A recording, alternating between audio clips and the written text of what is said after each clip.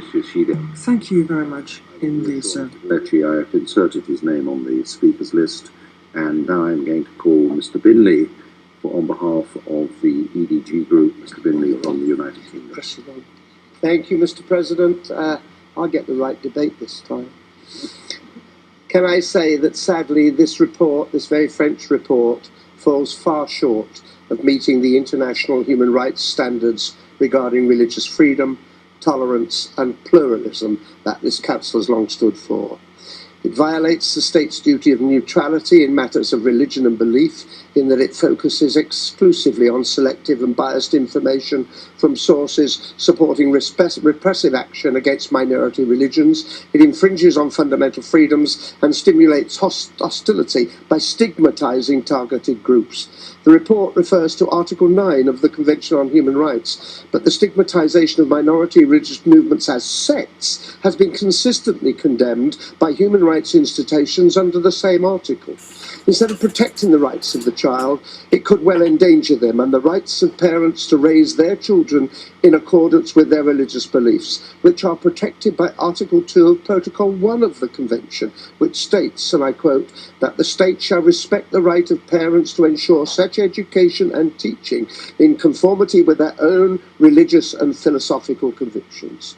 The report relies on sweeping generalizations, serious factual inaccuracies, and vague allegations to conclude that special measures should be employed against minority groups classified by the pejorative term sects.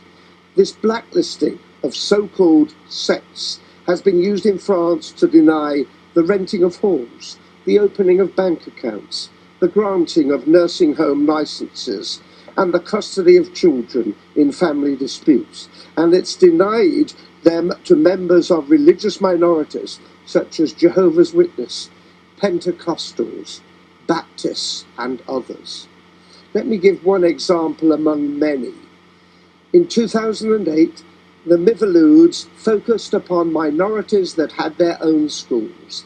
And even though education authorities witnessed to their good results, they were accused of mental manipulation, and some were closed, despite the fact that in France, the law states that parents are responsible for their children's education. Fortunately, the decision was eventually overturned, but at great cost. Sadly, the rapporteur appears not only to be partisan, but displays a lack of logic, as proved in his stating in paragraph 5 of the Draft Resolution. The Assembly notes that the phenomena of excesses of sex affecting minors is ever more present in Europe.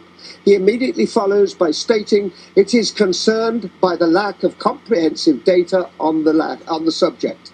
The latter discredits the former, and such statements make this report not only illogical, but downright dangerous, and it should be rejected, Mr. President, in its totality.